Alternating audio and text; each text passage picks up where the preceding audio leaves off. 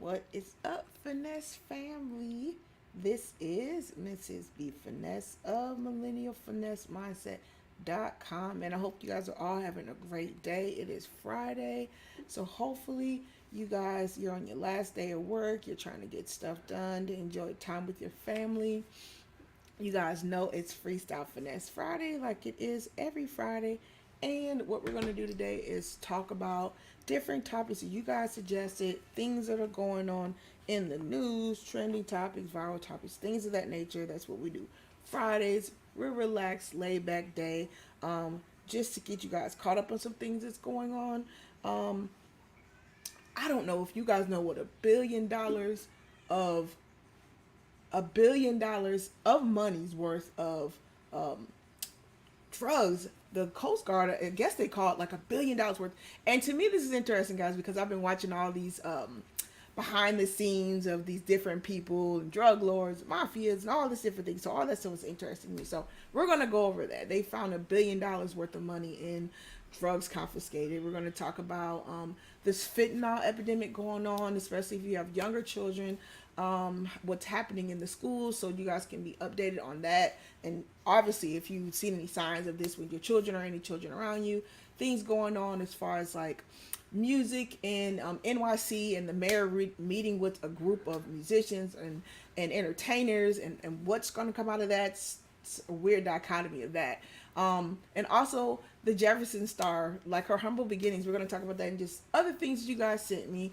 We're going to get straight into that. If you guys haven't went back and checked out the stream yesterday, make sure you guys check that one out. It was really good. Honesty is honestly the best policy.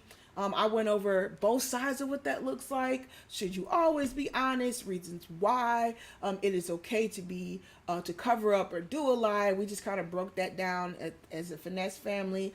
It was great. Thank you for the comments on that video. Very, very interesting. Also, guys, make sure if you miss one, go ahead and hashtag replay. If you're coming in, make sure you hit the like button on the way in. Thank you for all the new subscribers and those subscribing. Make sure you guys go in and comment below when you see things, especially interesting topics that we have, and we're gonna get into it. Also, guys, make sure you check out the stream that we did where we talked about that social media overload. That was a real interesting one because we were talking about the whole ideal of how we are right now in society, how social media is used, and are we at an overload? And you guys, a lot of you admitted what you felt, that you felt like you guys were in an overload. So it's very, very interesting, the ideals and dichotomy of that. So let's get into it, guys. Let's get started. Here we go.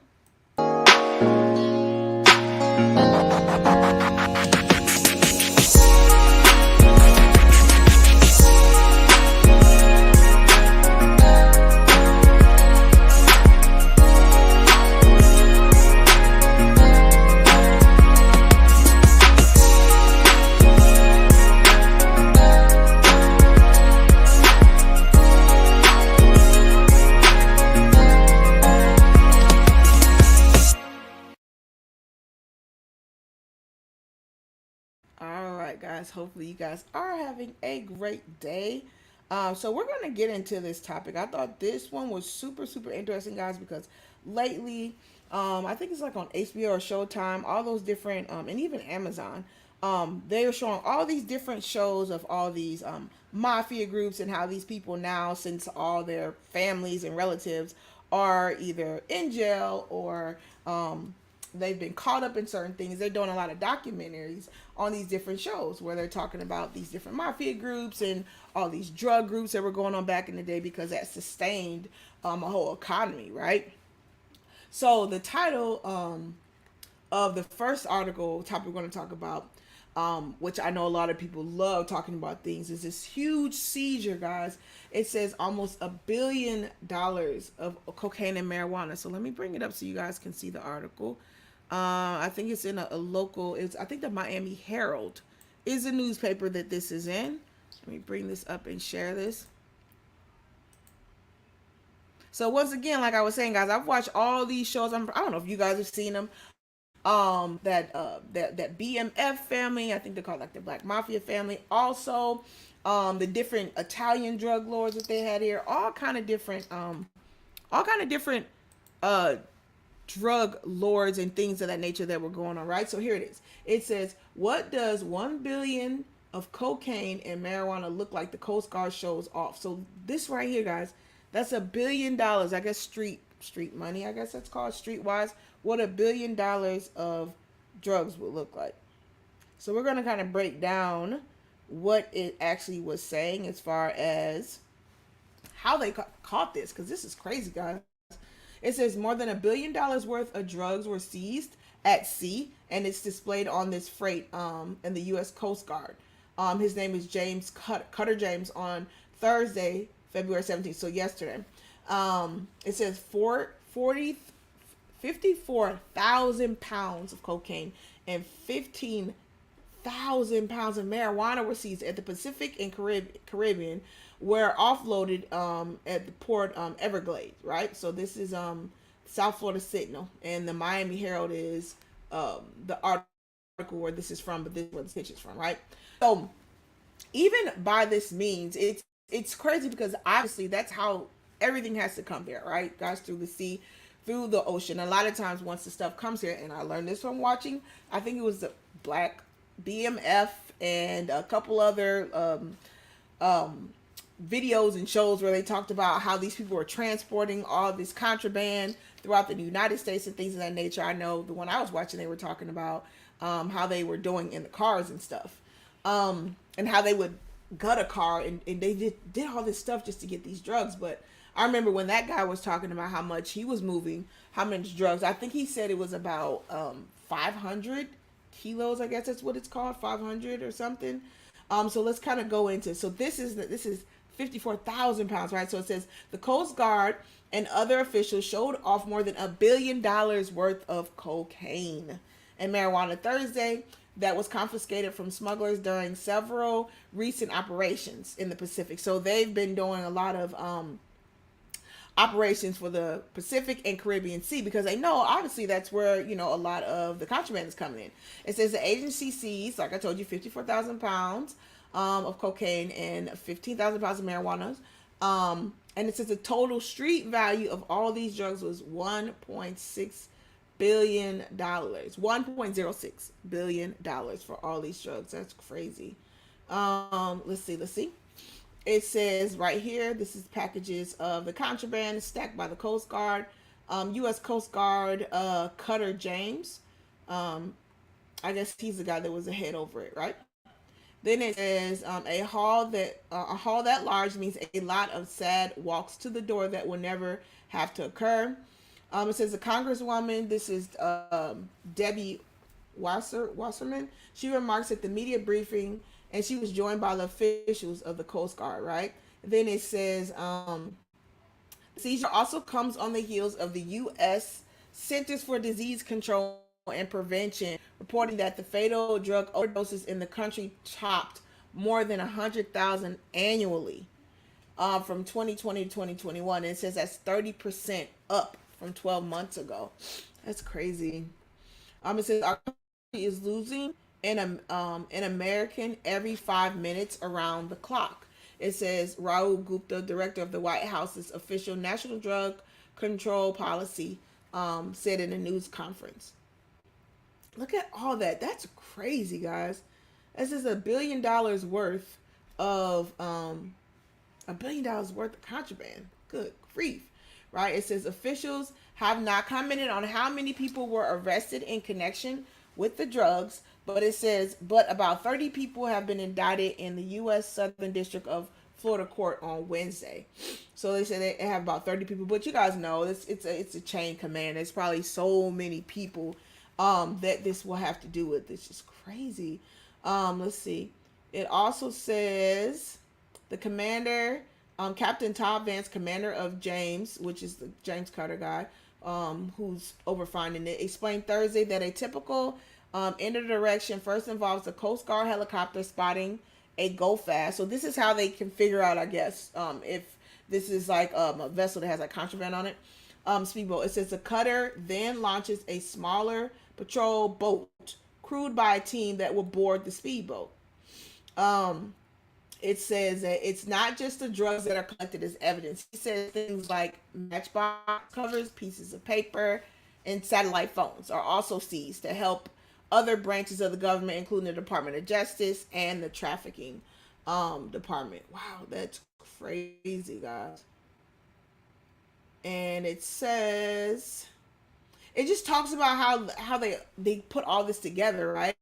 It says if the vessels don't comply and comply when we ask them to stop, so because you're wondering, like, they're on water, like, so the people can just keep going if they want to. How do they get them to stop? It says they have the opportunity to abide to our task and direction. He says if not, a lot of times we decide um, it says they if they don't comply, then they know we have full continuum of options after that, which means I don't know, they can do whatever they want to do to them. Look at all that, guys. 15,000 pounds of drugs. Well, altogether, I guess it would be almost 60,000 pounds. So that's crazy. I guess they said this is like the number one almost single-handed drug bust that they've done. So yeah, that was something that was going on, especially in the news with that $1 billion worth of drugs. It's crazy. So that was confiscated in South, and that's the story that we're getting into. We're going to go to the next story, guys, that you guys sent me, which I thought was, well, I guess we could lead into that because we're talking about here the epidemic going on. And so this is super important. So guys, if you just come in, make sure you hit the like button. We started off with the the seizure of almost $1 billion worth of drugs on the south coast of Florida.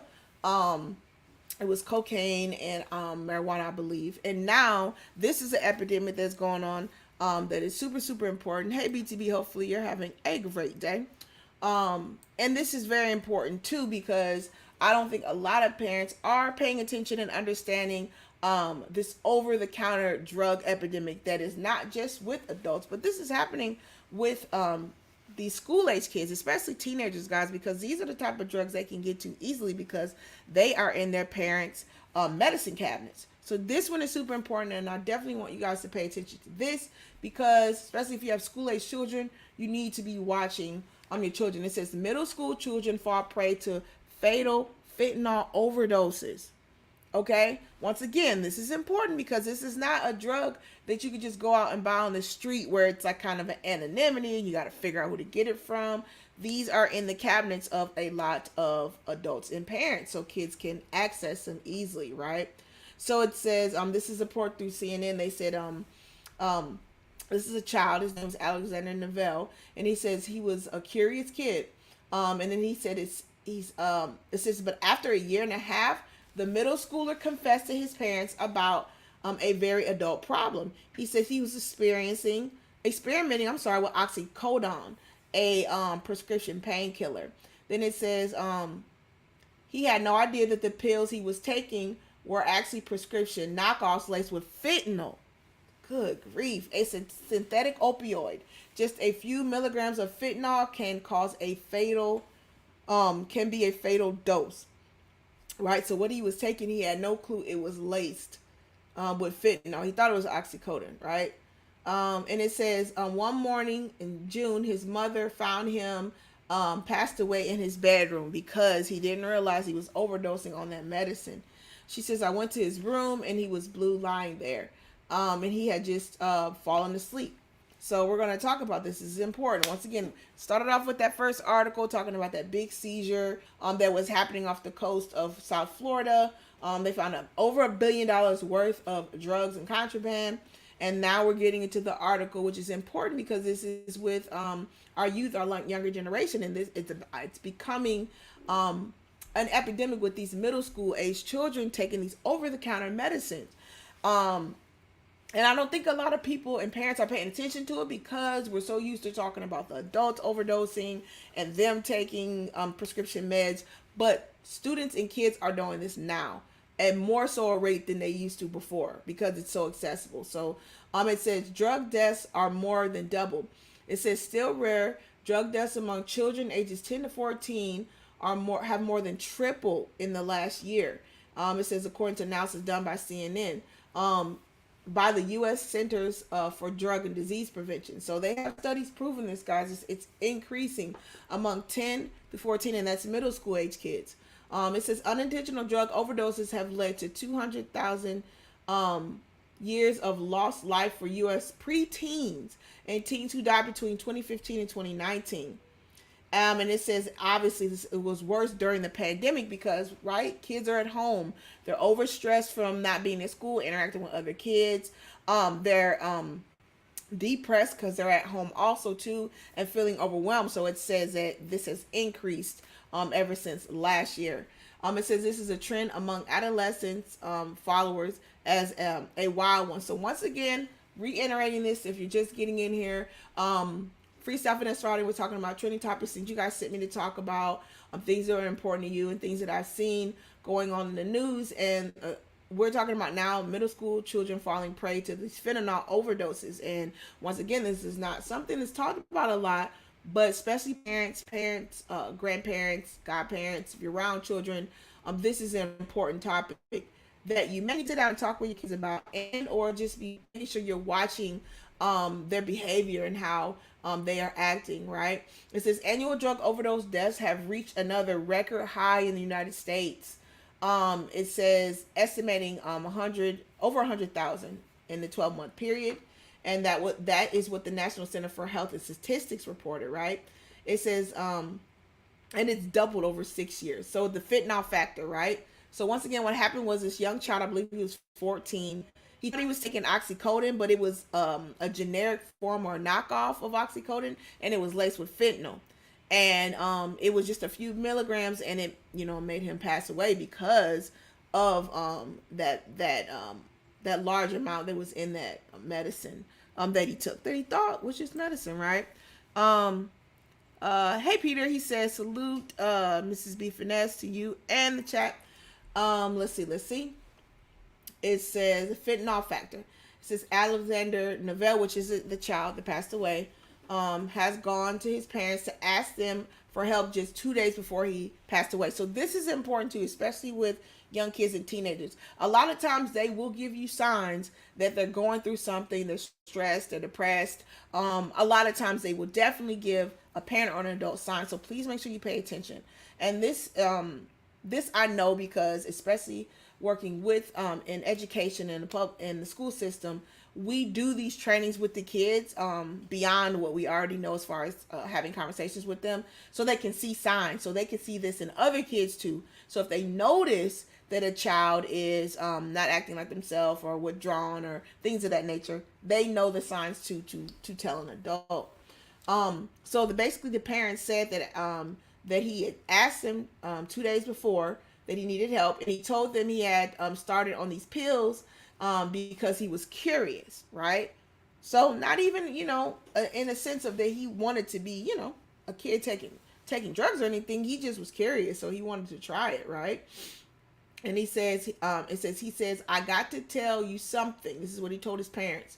He said I wanted to experiment with oxy, which is oxycodone, and he says I looked up how much to take for my size so I wouldn't get addicted. Look and see, guys, how well versed these kids are. Like, he knew it was something he could be addicted to because he researched it.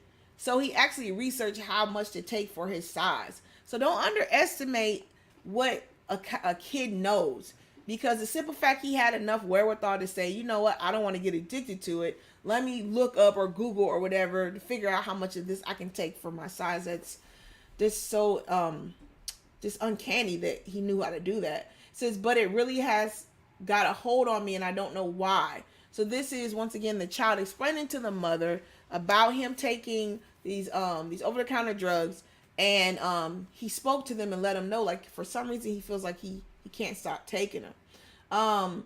He says his parents immediately called to get him treatment. We said we really wanted him to stop, right? And then it says tests later showed that the pill had enough fentanyl in it to delete at least 4 people. So the pill that the child took when they ran the toxicology reports, he thought it was just oxycodone, but somebody laced it with something when he got it, and it said it had enough in there to delete 4 people. That's how much fentanyl is in there. Good grief, man. So another key thing, social media makes drugs easy access. So they said the little boy got the drugs through Snapchat. So once again, like I said, I'm new to all social media and all that, so I don't know how heavy Snapchat is. I don't know if this is something kids still use or older people, but let's kind of break down so you're aware that a lot of this is going on with the younger generation on social media, right? So it says social media also contributes to the problem. Says these drug dealers no longer have to be on the street corners. They're on platforms like Facebook, Instagram, Snapchat, and YouTube. So if you're a parent, you're around kids and you didn't know that, there we go right here. They're not doing it on the street corner anymore. They're doing it through these social media sites. I believe when I had prefaced through this report before, it was Snapchat, I believe this child might have got this from. Let me keep reading and see. It says, they said, oh, yep, here it is. It says his parents believe that he got these fake pills through Snapchat. Of all places, Snapchat, right? And it's just crazy, guys, when you think about this, that these kids, you think you're giving them these phones, you're giving them these tablets, you're giving them all these devices, and you're thinking nothing of it because you want them to kind of have what other kids have, and you don't want them to look like they don't have when other kids will pick on them. But these are the same conduits, these are the same vessels where these kids can, besides people preying on them, the other side of them getting these drugs and this contraband through these people. And the parents said once again he got these drugs through Snapchat. Says another parent in the area got in touch with to tell them that their son died. Was deleted 2 weeks after their son did, and they said they got the screenshots to prove it. So these other parents got in contact with this young child. His name's Alexander. That's what this article is about. He was a middle school kid that passed away from a drug overdose, but the drug he was taking was over-the-counter medicine, which he thought was oxycodone, but it was fentanyl laced inside of it. And so some other parents got in contact with this boy's parents and let them know that I think they said they call it, is it called screen grabs? Yeah, screen grabs of a conversation they believe with a drug dealer through Snapchat. So they were trying to let this other child's parents know, who passed away, that they had the proof that it was through Snapchat. It says this fentanyl epidemic has had a devastating effect on the lives of 2 million Americans. And it says, our hearts go out to the families that have suffered the losses. A Snapchat person said as a statement. So Snapchat's already coming through giving statements about this. But it's just so really sad, guys, because like I said, you guys know, I talk about this all the time to you guys, especially being in education, working as a teacher in all levels, that you really need to pay attention to what your child is doing on social media, or your grandchild, or whoever, because things are so easily offered to them, and they can get access to it so easily that it's like a silent thing that's going on, killer, with these drugs and just everything, people being predatory to children and all these things. It's crazy. Hey Lucchese, hopefully you and your husband are doing well and feeling well. And Simon Hedge, good day to you guys. We're just doing Freestyle Finesse Friday. We're starting off kind of with this same thing, dealing with contraband and drugs. The first article that we went over, and I'll preface it again before the stream is over, is we talked about, do you know what $1 billion of contraband looks like? So off the coast of Florida, South Florida, the Coast Guards, U.S. Coast Guards found $1 billion of drugs. And there it is right there. That is crazy, isn't it, guys? $1 billion worth of drugs and contraband, right? And so we were talking about that, and then we got into this article that I had got sent, and it talked about middle school children falling prey to fatal fentanyl overdoses. So I definitely want to update you guys on this information here, because I believe this is going to be a silent one, because a lot of people don't really know what's going on with their kids on social media, and or don't know the sneakiness of how people prey on kids to get them these type of things, right? It says we share this is Snapchat representative, I believe. It says we share our outrage over how drug dealers have abused our online platforms, including Snapchat, and we are working tirelessly to eradicate them from our platform. We use tools to proactively detect drug dealing activity and shut down dealers. To help inform our ongoing strategy and efforts, we work closely with a wide range of experts in counter narcotics, law enforcement, and government agencies, including the DEA, as well as with families. It's so crazy how you can't just kind of scan through and see what they're talking about. If you own the platform, I'm just wondering why they just can't scan through and see what they're actually talking about in the chat, because it's like messaging, right? And it says, Buying drugs is easy as planting a string of emojis on a social media platform to signal the interest of a sale. Okay, interesting. I didn't know that. I guess it's just certain type of emojis that you put up. Um, so yeah, that was just, it's so sad to me, and I definitely want to make parents aware of that, or people that are around children or anything of that nature, so you know what is going on, especially sometimes when your children are on these platforms, that there are other illicit things going on besides them just, unwittingly just being on social media and talking to their friends. It says, though these experts, how to get help, though the experts say that there are not enough counselors and treatment programs for preteens and teens, there are treatment programs that work for adolescents. And the first step obviously is to recognize it. And also it says, medication assisted treatment is considered the most effective, more effective too. So this is like if they're taking so many illicit things, that to give them something to counteract kind of the withdrawal that they would get coming off of that, right? So yeah, that, and the importance of that, guys, is just make sure you are talking to your teens, the kids. Make sure you're paying attention to them, especially on these different platforms, because you have no clue what's going down on these different social media platforms, and it's imperative that you guys know what's going on, right? All right, so let's get to the next topic you guys sent me, which is interesting because of the whole nature of it. So I'm not sure if you guys know exactly what this is as far as what drill music is. I know of it because I know it came, or it was used a lot, that I've seen a lot was in Chicago. I'm not sure if it started in Chicago, but I know it was proliferated there heavily. There's a lot of people that went mainstream that started off with drill music in Chicago. I'm not sure if there's anybody that knows that much about music here, but this was interesting to me. Article that I was sent. It says, NYC Mayor Eric Adams, and if you're in our NYC, let me know if you've heard this. NYC Mayor Eric Adams clarifies criticism of drill music after meeting with rappers, right? So if you don't know about this style of music, a lot of times they blame this music on a lot of the people that were passing away, a lot of the violence that was happening in Chicago. If you don't know, it's another subname that they call Chicago, the side where they do a lot of the fighting and drug dealing, like Chirac, and they blame this music for it. So the mayor of NYC, I guess he says he wants to make a change. So it's basically, paraphrasing the article before I kind of break it down, is he basically talked and he met with these, and there's the mayor, he met with these rappers. So he had like a roundtable meeting with them to discuss what's going on with this violence in the streets, right? So it says, New York City Mayor Eric Adams clarified his comments about drill rap, which they say is a controversial and a popular rap subgenre, after meeting with a group of rappers on Tuesday, where he discussed the gun violence in the hip hop community. And it basically says that he says the rappers came into the meeting with a lot of energy and were concerned that the mayor wanted to ban this type of music. And then he says he had a great conversation with the group, which included Fabio Foreign and Mano. And I guess these are two of the bigger drill rappers in New York, right?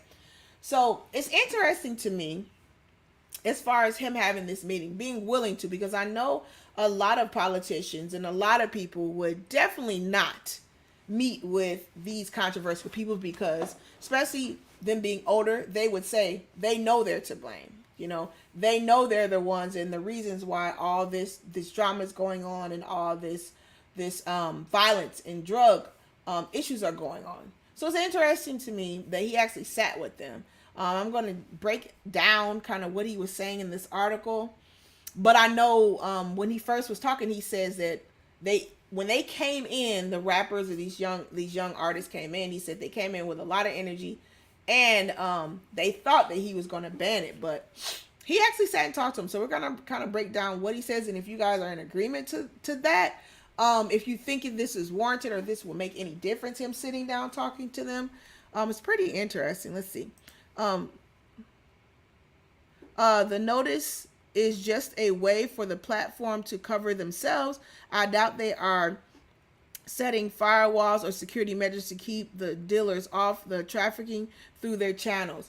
Yeah, Lucchese, let me go back to the last story. Um, my whole thing is, if especially if you run a channel, I'm sorry, a platform, especially even with YouTube, how it's got bots that scan through and it's listening to like what you're saying in the beginning of your videos, and it's looking at words and things of that nature. Even though I believe Snapchat is like, I think it's like more of a typing, I don't know, I don't use Snapchat, but I don't see how they cannot scan through and figure this thing out, especially when you know the detriment of children's lives is at stake here. So yeah, I think once again, Lucchese, I think that's just something they're just trying to cover the back end, and they're trying to cover themselves on, because how can you not figure this out? And the easiest thing would just kind of scan through everybody that has an age group of a certain age and see who's trying to talk to them. To me, that's simple, easy. Scan through kids that are that age, if you have kids on that platform, and connect and link to see if anybody older than that age is talking to them, and see if they're not in their inner circle, then you know this is somebody that's trying to solicit them. So I'm in agreement with that, Lucchese. I think that's a cop out. I don't see how you cannot figure this out. And or just take kids off that platform, make a separate platform just for them, and make it be that a parent has to authenticate that child is who they are. There's so many ways they can do it. Once again, it's just sad the way, you know, that the vulnerability of kids in this whole social media scene, and how it can just be simple ways you can protect them and they're not being protected. So it's just, I have it's just, once again, this is why I'm bringing this to you guys' attention. You guys are the parents, you guys are the authorizers. You can be in control of your child, your grandchild, or whoever else. So once again, what I like to do is just bring it to your attention, and you can do with the information what you will. But you can't say that you haven't been warned or it hasn't been brought to your attention, because I think that's imperative, especially now if a lot of these different people know that, okay, I can get away with doing it on this site. Then it's going to be an influx of people trying to go there and do that, and that's when I feel like now you are at fault and they need to do something. Let's see, Snuggles says, have you ever noticed when you go to a hospital and you say no to drugs, they get a little irritated? Well, yeah, a lot, I mean, because like really and truly, and that's a whole nother topic title, the drugs are really something to cover up. They really aren't curing anything for the most part. A lot of times they're just covering up the symptoms. So yes, I've heard that, Snuggles, where people say that they don't want to take the drugs when they go into the ER or hospital, and yes, the doctor or whoever the facilitator gets very agitated with them. So yep, I've heard that before. I sure have. Hey, Wally, hopefully you're having a great day today. He says, salute to the Finesse family. Yeah, if you haven't, or you're just getting into the stream, make sure you guys hit the like button. We're just going over different topics you guys sent me, things that were interesting that I seen in the news that was trending or viral. Once again, we first started off with the big, huge seizure in South Florida, off the Coast Guard. This is $1 billion in contraband and drugs, guys, that they seized. $1 billion. Over what, 60,000 pounds? I guess that would be kilos of drugs. That's crazy. Look at all this stuff. I know whoever's this is, I know they're mad. Man. And they said so far it's 30 plus people. 30 plus people apparently that are part of that. We just finished up this one, this topic, article. Middle school children fall prey to fatal fentanyl overdoses. That's what Lucchese was responding to earlier. So once again, if you have children, especially school-age children, you need to pay attention, especially, and I said this to you guys all the time, on these different platforms, who they're talking to, what they're talking about. This certain occasion, this middle schooler, he overdosed on, it was, he thought it was oxycodone, but the oxycodone was laced with 4 times the amount of fentanyl, which could delete 4 people. And he took it, and he ended up passing away. The sad thing was, this child had enough wherewithal and enough sense to go to his parents 2 days before he passed away. He also went to his parents and let them know, like, I looked up what this was, this oxycodone. I was just curious about it, And he also said, Mom, Dad, I looked up how much I should take for my size. So that lets you guys know how inquisitive these kids are. Like, they're already 3 steps ahead, like little doctors. He already knew he didn't want to overdose on this drug, but he was curious about it. So he wanted to try it. So he actually looked up how much he could take for his size so he wouldn't overdose. So even if you didn't think a child could do that, I'm letting you know, like, they're way ahead of your thinking. You can't just think that, oh, my kid is not around this, or, oh, they would never do that. That has nothing to do with it. This child sounded just inquisitive. It didn't sound like he was peer pressured to do it. He just seen it, wanted to try it, read up on it, and that's kind of how they are. They want to just try stuff. You know, a lot of times it can be peer pressure, but a lot of times it's just them being inquisitive, right? So that's the story we just got done talking about. And now we're on this NYC Mayor Eric Adams clarifies criticism over drill music after meeting with rappers. So this is super interesting because this mayor actually sat down with these rappers. So let's see exactly what he said to him, right? So one of the drill music rappers, Fabio Foreign and Mano, right? So it says, so Adams, which is right here, this is New York City's mayor. It says he is concerned about the particular drill rap videos in which artists directly attack and threaten their rivals with violence. So if you don't know what drill music is, from what I've heard and known about it, it was came out of Chicago, and it just kind of went everywhere.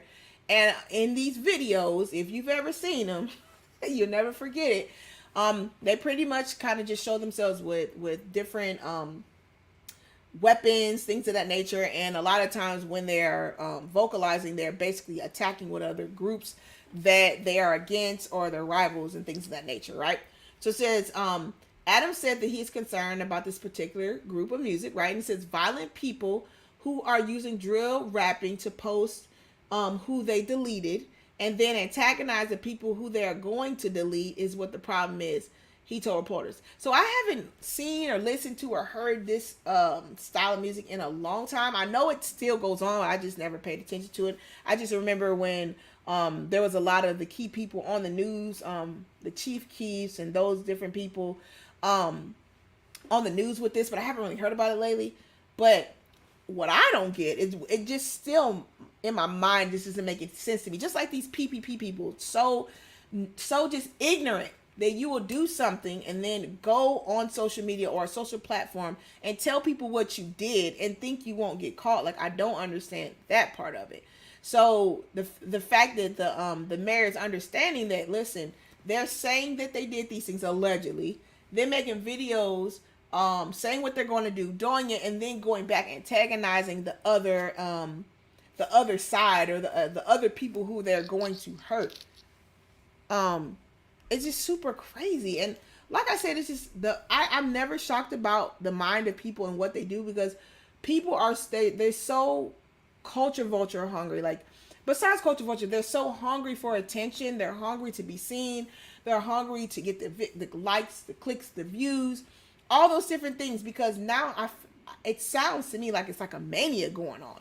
It's like people are like, they have this mania in their head that they want these things so bad. They want to be seen, that they don't even think through what they're doing. And it's just kind of like a sickness.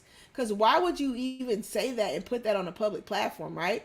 So it says the Brooklyn rapper Mano, I believe that's him right here, posted a short video of the meeting on his Instagram. And then it says in the video, he said that the group wanted to have a real dialogue with the mayor and give him a real perspective and a real understanding of what drill rap is. So he felt like he wanted to tell the mayor actually what it is. He said. Very interesting. He says, we're going to roll out something together on the whole conversation.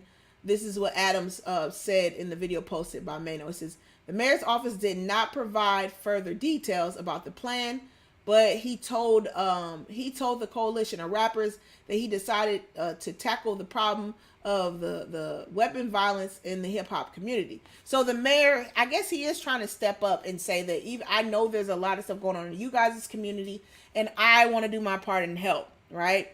So, I mean, I guess for him to help, he has to go to the key players that are, confiscating and conjuring up, I guess you could say, all this different violence. So here's another one of the rappers, I guess. It says Adams' meeting with the rappers came after the mayor's comments about drill rap sparked some backlash in the hip hop community. So once again, he's trying to make right. I guess the mayor said something previously, and to kind of bring the communities together or not cause more backlash, he made this meeting up, right, to meet with these guys. And it says it sparked some backlash in the hip hop community in the wake of the passing earlier this month of two aspiring drill rappers in Brooklyn. Taja Dobson, who was known as T. Wu, and Jaquan McKinley, who went by Sha WVTTS. So I guess once again, this rubbed a lot of people wrong because two more of these people had got deleted. And you know what's it's just sad? There's so many of them passing away. I don't know all these different rappers in these different states and cities, but I know that's one thing I was talking to my husband about. It seems like every time I go read reports, when I'm looking through all these, combing through these news and social outlets, it's always this rapper passed, all around California, New York, Florida, Chicago. I mean, it's everywhere. All these different rappers are passing away. And it's sad because they say a lot of them had talked about, you know, not living past a certain age, and a lot of them talked about, you know, the environment that they're in, and they don't feel like, you know, they want to be around or they're going to be around that long. And it's just super sad because, you know, these people, you don't know who they could be. To be honest, you don't know what they have in them. You don't know what they could bring to society, what, you know, gifts they have. And the simple fact that they just, you know, at an early age, their life is taken away, and it's things that they could do to not even be in a predicament. It's just what bothers me the most about it, because some of these choices you don't have to make, right? And it says Adams appeared to point the finger at the genre. So this is the Mayor Adams of New York City. He appeared to point the finger at the genre, which is drill music, people, which often includes violent lyrics in the videos. In the comments he made last week, where he suggested social media company should restrict artists from posting their music. And that's interesting too, because a lot of these social media companies will let these artists post the music, and they have all these things alluding to, you know, violence and all these things, and they're not stopping that. Want to know why? Because they're making money, obviously. So they're not going to stop. They're not going to stop that because they're making money off of that, guys. So we already know.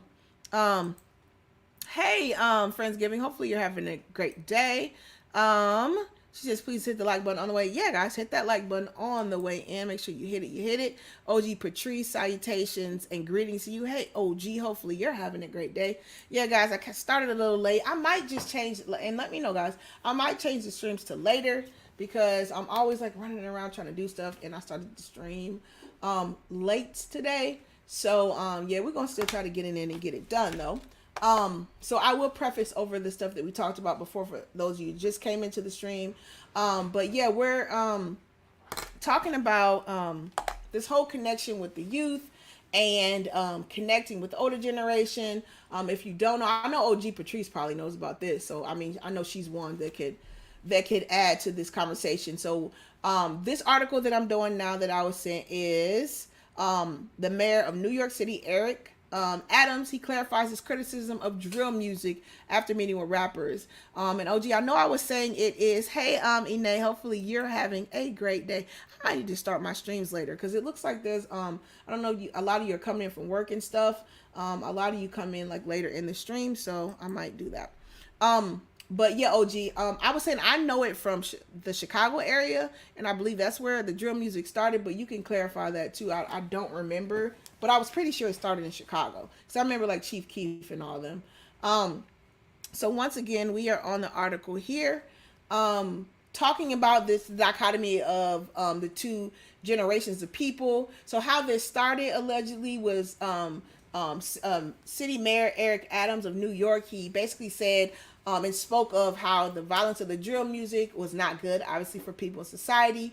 When the artists of drill music caught wind of that, they got bothered. There was backlash, especially in the rap hip hop community, because of what right here the New York mayor had said. So to show face and to bring some type of solace, bring some type of conversation and community. And I don't think that's bad, even if he did this for publicity whatever. I do think that was the right thing to do. If he did say something and he wanted to make right with what he said, or just get understanding. They don't all have to agree, but at least, like I tell you guys all this time, let's get some type of understanding so we know where we both fall in this.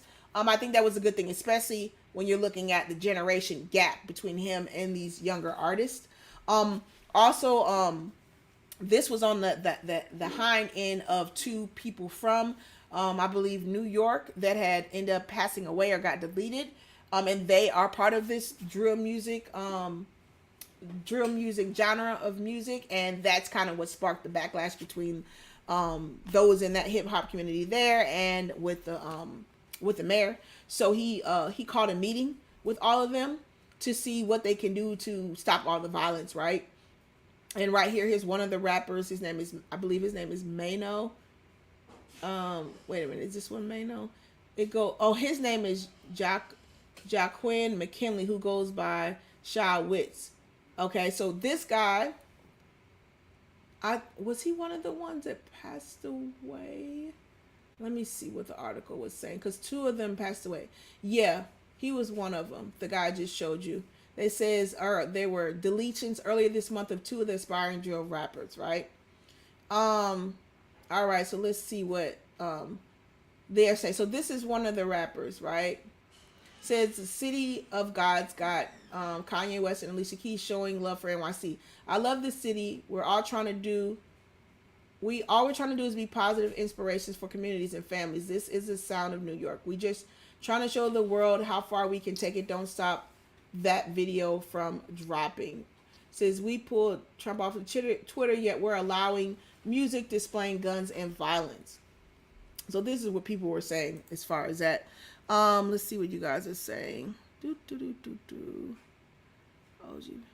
OG Patrice says, Miss B Finesse, I do believe it started in Chicago, drill music rap. Yeah. That's what I thought too. Once again, guys, like, share, and subscribe and make sure you hit the like button on the way in. Thank you for that. Friendsgiving. Let's see. I mean, yeah. I mean, to me, it's just a tough one. It's a tough one for me because all the things you could talk about, you could sing about, you can rap about, inspire people. I mean, that whole genre of the having the weapons and saying verbally what you're gonna do to people. And my logic is, because I have a degree in background in criminal justice. When you get on there, you're perjuring your own self, and you're putting yourself. You are basically saying and admitting to whatever it is by getting on any type of platform and speaking it. So the simple fact that you're getting on there and you're saying all this stuff, and then you're thinking nobody's going to have anything to say about that, it just behooves me, to be honest. Like, I just never understood all that. Like, you getting on there with all this stuff, you showing it off, and you think, especially people that are what are the words, the other people, the other side, or those that are against your side or hood or whatever you want to call that, guys. Like, you don't think they're going to have something to say? You don't think that they're going to try to retaliate? And that's the thing that's shocking to me. You can't go somewhere, say all this stuff, even to people. You can't just treat people bad and rude and demise them and say the most worst things about them, and you think they're not going to counter react after they hear it so many times. And this is what happens with all these wars and battles with these different, hoods or groups of people. And really and truly, and you guys have seen, and this works. There's nobody that can tell me this doesn't work. When you get these different gangs and hoods and groups together, and you get a mediator, and you sit down and let them kind of freely talk about what was bothering them, you come to find out it really was nothing. It was really nothing that was bothering them, and it was really a matter of understanding. It was a matter of, oh, I thought you meant that when you said this, or oh, I thought that you guys were trying to harm this person or whatever. And that's why I'm such an advocate of talking. I'm such an advocate of having a neutral ground where people can come and say what they need to say, but respectfully. I mean, some people come already ready to attack. So I'm not for that. I'm not you having an agenda already. But if you're really trying to get to a level ground with somebody, some group, or somebody you disagree with, and you really want to talk it out and figure it out, then I think that needs to be proliferated. Like it needs to happen, because a lot of times, guys, it's minor things that we're disagreeing with or we're arguing with, or things where some of us just need to apologize for what we did or said, and you just need a safe place to do it, because you know if you go somewhere else and you say it there, people are going to antagonize you or tell you, man, whatever you said, it wasn't worth it, or you don't mean it. And you know, when you get to that sense, it's more so like it becomes disingenuous. So my whole thing is just it's just like I said, it's sad for our young people, and they're doing all these things, and they're going on social media, and they're saying, having these weapons and all this stuff, and they're wondering what happens when you get people that are gonna end up, even in your group, telling on you, going back to the cops, going back to whoever, and then this whole thing where it all gets taken down because you're on social media. You think the police and people are not on social media tracking you? So I just don't get the common sense of it all. But it's vanity. You want to be seen, so you don't care. You're going to do whatever. And that's really what is despondent of our whole society now. It's just vanity. People want to be seen. They want to look good. They want to look perfect. They want to look like, I don't know, the Joneses, the Huxtables. You want to look like there's nothing ever bad going on. You want to look perfect to make people envious. And these type of things are what happen, right? And so getting into what I was saying too, guys, it says, over the years, drill artists say that they have been monitored and targeted by law enforcement. They've been monitored and targeted, but there's no way you could be monitored if you weren't on social media. So that's the caveat there. I understand that you guys are saying that you were monitored, but you publicly, willingly put yourself on social media. So anybody in a public platform can watch that and take in the information, because you're making yourself admissible now, right? If you would do it behind closed doors, maybe, but now you're admissible, allegedly. This is not legal advice, right? So don't try it. But yeah, it's just crazy. So since over the years, drill artists say that they have been monitored and targeted by law enforcement, with some being banned from performing in their own hometowns. I've seen that. Chicago rapper, well, I was telling you guys earlier, Chief Keef, famously appeared via hologram at a 2016 concert in Indiana, an event that was subsequently shut down by police. Chief Keef has originally planned to perform in Chicago, but then Mayor Emanuel urged that the theater should cancel the show, saying the rapper was a bad role model. But artists have long urged that their music is a form of self-expression that chronicles the struggles of life on the streets. So to what degree, I want to know, Finesse family, to what degree do you feel like self-expression should exude? Do you think these people have the right to say what they want to say and express it their own way? Or do you think there's a certain limit to this? Because, I mean, the lines can be blurred here, guys. The lines can be super blurred. And at what point, oh, I need to charge my phone. At what point can you say that enough is enough? And this is why we definitely have to set limits and standards on things, because people can take things to a whole nother level, guys, just because there was not a standard set or there was a limit or line drawn. And so I can understand the whole ideal of having the freedom to say what you want to say, but to what degree? Especially if you are getting others to believe and think it is okay to go around and taunt people with these different weapons and things of that nature. Let's see. Lucchese says, OMG, I just looked up drill music and the lyrics and messages. Yes, they are, Lucchese. I mean, I don't think I've ever watched the positive one. I mean, like I said, back, this was when Chief Keef was in the news a lot. That's the only reason, like, I really paid attention to it. And like, even with me, guys, I know things just because of the students that I'm around, and I try to always know things anyway, just because I have children. So please, I'm telling you, if you're around children or you have kids, grandkids, or anything with kids or around kids, you need to be abreast of what's going on. Never just jade yourself away from what's going on in society, the media, the news. This is why I always am tapped into things going on in social media, on the news, viral and trending, because it still is important. I don't think you should obsess on things that are not helpful to you, as far as absorbing so much that you become a conduit of what you absorb, which is like ignorance, if you just keep absorbing ignorance and foolishness and lasciviousness. But to a certain degree, you do need to know what's going on, or you do need to have your foot in the ground on different things so you can be cognizant and aware of it. And as far as like I said, if you are exposed to children, around children, anything, You need to take it upon yourself to know some of these different artists, to know what's going on and trending with teenagers, young adults, to know those things, because then you can be a step ahead of it. Because how can you be ahead of anything with your kids if you're not paying attention to these things? Like, if you weren't watching me and listening, how would you even know about this epidemic with fentanyl in middle schoolers, specifically middle schoolers? You know, how would you know about those different things? I talk about that all the time because I am and work in an environment in education that I see these things with, you know, young adults and middle schoolers and teenagers. So I'm in it so I can see it and talk about it. But if you're not paying attention, if you're not around them, they're not talking to you, you don't know. So it is imperative for you to see who the latest musicians are, rapper, artists. What, just like Lucchese did. She said, I just looked this up, and she said these lyrics and messages are pretty scary. These are things you should be doing anyways, not because you want to listen to it, because you need to stay ahead of this. It's so important. And this is why, guys, even on this channel, I talk about many things, even though like we have conversations about having better communication and relationships. And if you really think about that mantra, that label, that idea, and that perception of what I try to do on this channel, to have the relationships and better conversations, you got to know about things that are going on around in the world, not just individually with the relationship you have with another person, but how that intermingles in life, in health, in wealth, in technology, and interrelationships with your jobs and things of that nature. You have to know what's going on to have the discussion.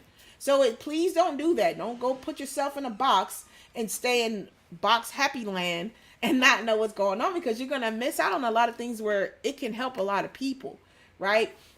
So it's important, parents, especially if you have kids, go Google what's going on in music, what's going on in trending on these different social media platforms, so you can be steps ahead of that, right?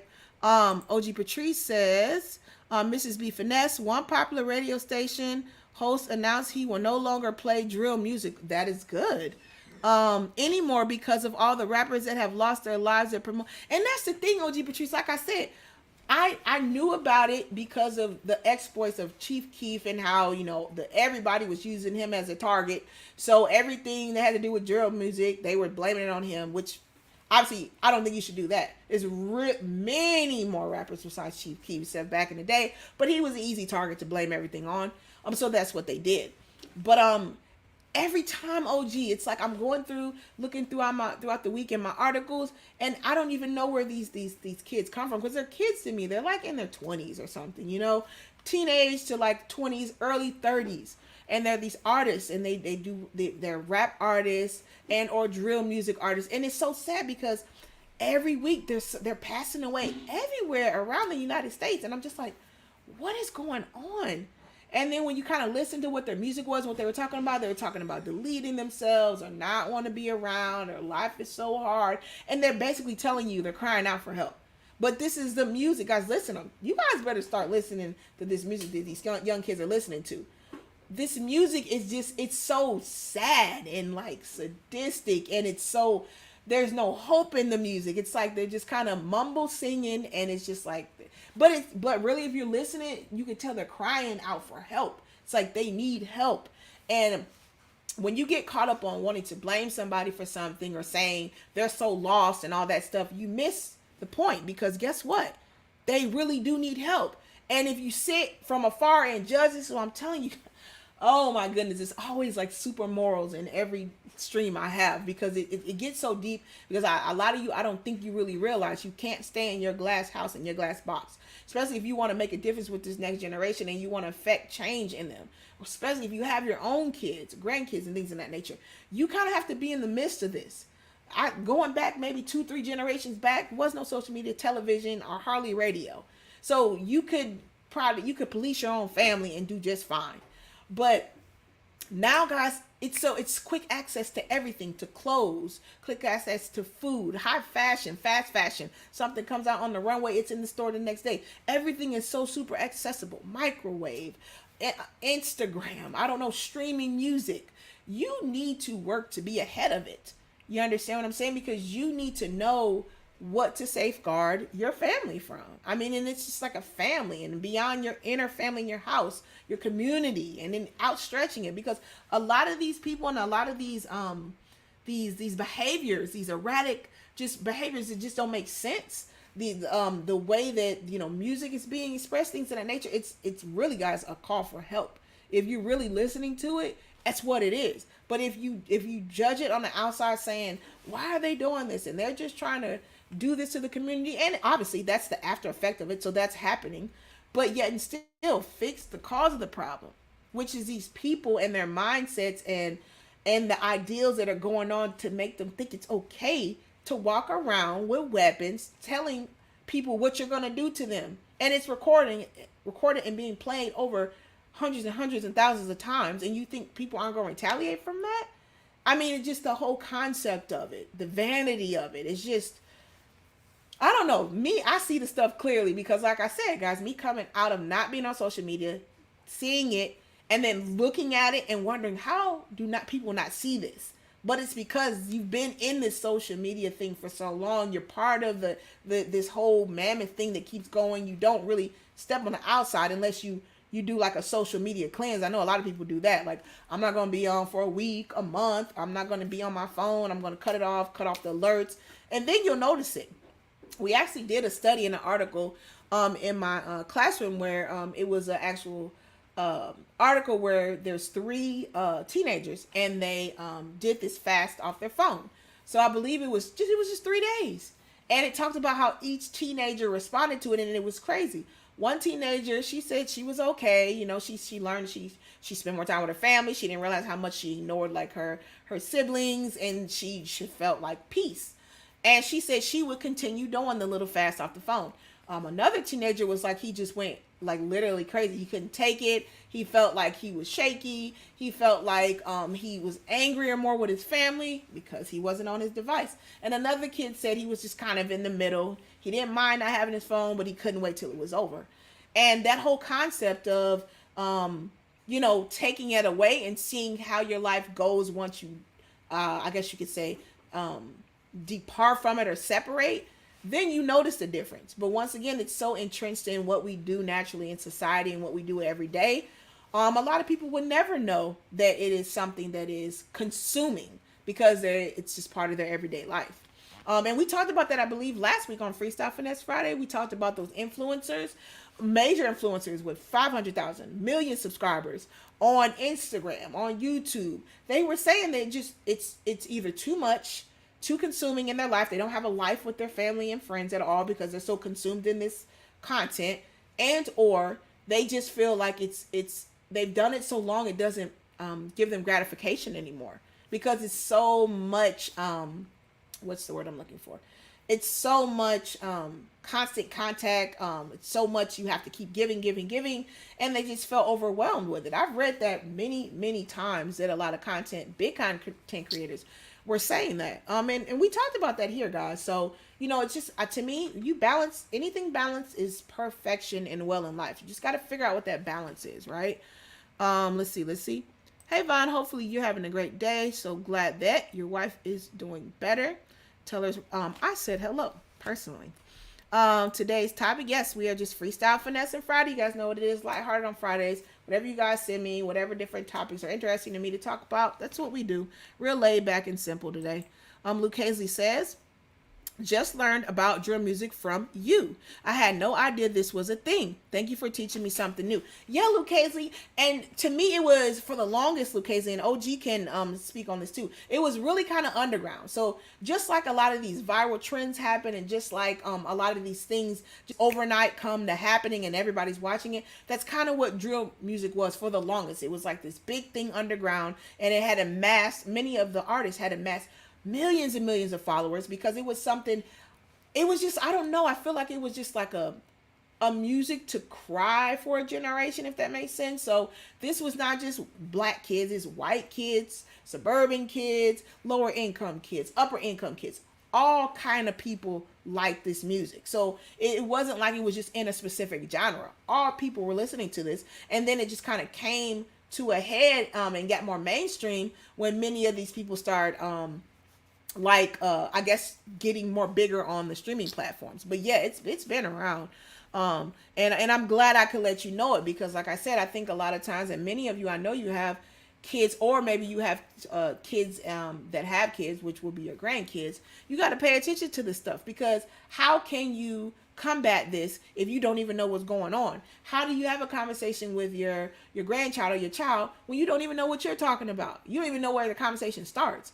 And if you just have the conversation for understanding, you can see where your child's mind is, or where your young adult is, because even young adults listen to this, and you can understand and catch it ahead of time. Unlike this kid's parents, this middle schooler, his name was Alexander Neville, and he ended up passing away because he overdosed on something which really and truly he was trying to be ahead of it, because he had understanding that what the pain medicine was, but it was laced with something.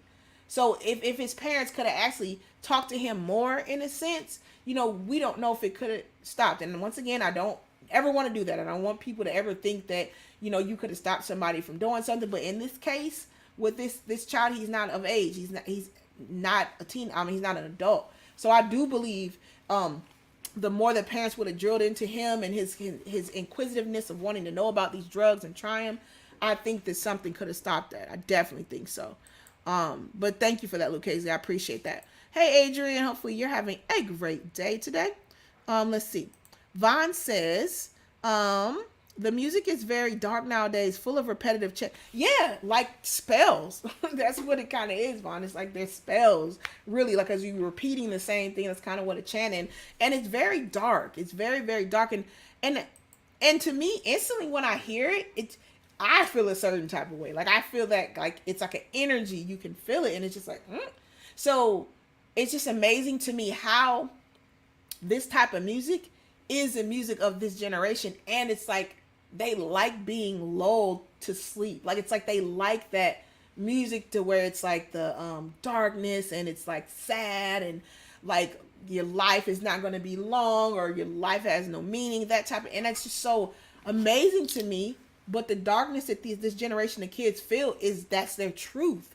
And this is why I am pushing for you. Even if you don't have kids, if you can mentor a kid, or it's kids in your neighborhood that trust you and they talk to you, take that time and energy to talk to them and see what's going on, because this is the mindset of a generation of kids. They're very sad. They're very depressed. And I'm going to tell you what it's from. It's really from this overexposure to the social media. There's so much instant gratification, instant vanity. Got to get the likes, got to get the follow. You guys really just stop and think about what that does to your brain and your psyche. The whole aspect of if I don't get a like, if I don't get a follower or a subscriber, what is that? Does that mean I'm not enough? That means I'm nothing. That really falls back on me, and it really does have nothing to do with you. It really has to do with that person. If they don't like you, they don't want to follow you, and so what? Who cares? They don't bring money to your table. They're not your family that loves you. And I think that juxtaposition of separating the social media from the real life and your real family is really hard when you've been brought in as a generation that this matters. What you look like matters. What your size is matters. What how many followers you has really matters for real life, when it really doesn't. If you have a real family that loves you, or you have anybody around you that cares and loves for you, that's what matters. And that whole psychosis of this other place is really my reality. That's a whole nother topic, guys. Let's see. Yeah, that is true. Yes. Once again, guys, let's see if I can get that up. You guys can make sure you subscribe to the education channel. Educate means be finesse. Balancing a lot of those things around. So yes. Okay, let's see. OG Patrice says, Chief Keef moved to LA.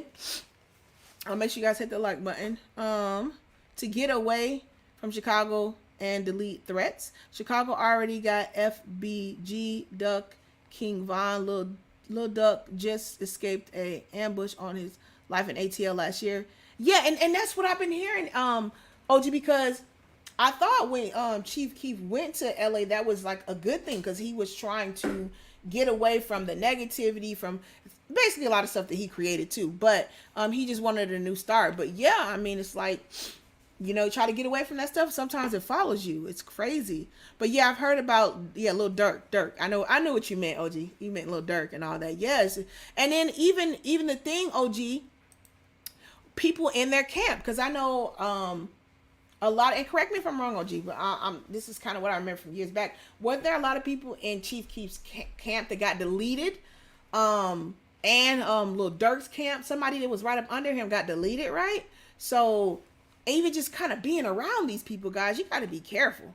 You definitely got to be careful around the, some of the people, because who you're affiliated with, can make a major difference in your life, because you're affiliated with them. Same thing that happens, when you with criminal justice. Just because you didn't have the drugs and you didn't carry the drugs, if you're in the car with somebody with drugs, you can be an accomplice too. So, you gotta be careful with who you're around, and be able to take whatever comes with who you're around too, because if they fall, you're gonna fall. So that's the price of being with them too. Vaughn says too much auto tune. That's in everything. That's in country music now. That's in pop music. They auto tune everything. Vaughn says Little Duck. No, she meant Dirk. That's who she meant. And we're gonna round off, guys, with the last thing. That was just interesting to me, and try to put a little smile and give a little chuckle to you guys. You guys know who that is right there?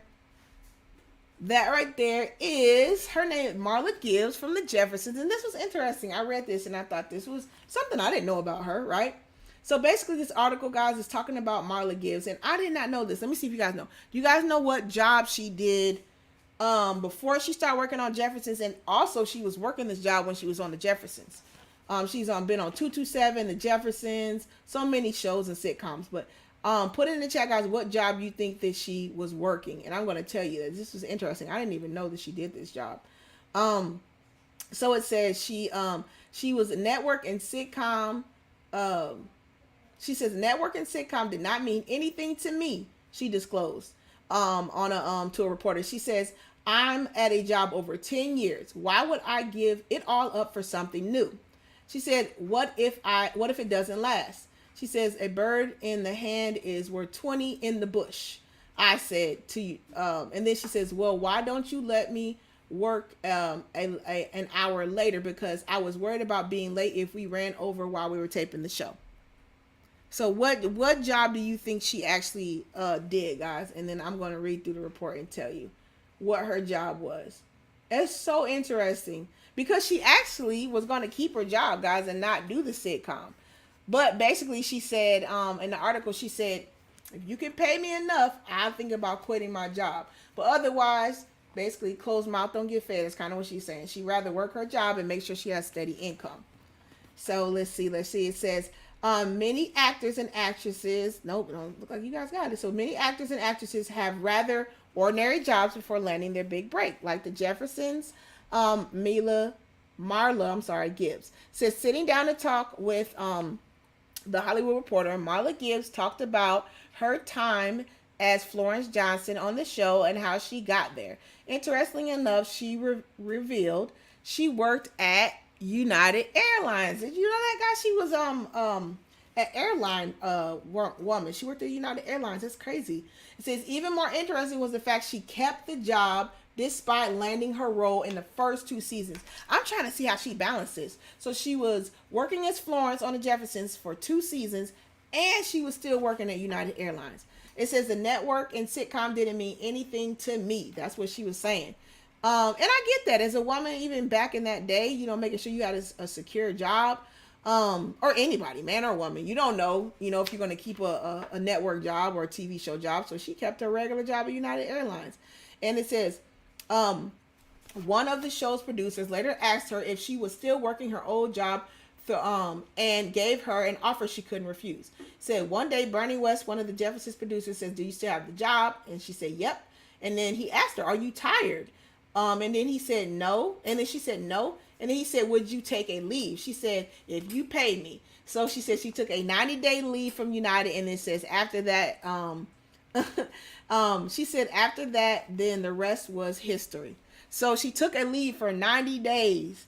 And then after that, obviously the Jeffersons blew up. I believe that was on 8 seasons or something? 7 or 8 seasons. So Vaughn said, I cheated. I Googled it. That's what I'm talking about, Vaughn. But that's my thing too. Duh, guys, everybody's sitting at a computer or a phone or something. Easiest way, and I told my students that, it's as long as it's not a test or quiz. If your teacher's asking you a question and you have a phone or device in front of you to look it up, why not look it up? That's not cheating. You're answering the question. I didn't say don't use it. So shout out to Vaughn for Googling it. But that's so cool, guys. So she worked at United Airlines for 2 seasons while she was taping at Jefferson's. You talking about a workhorse right there.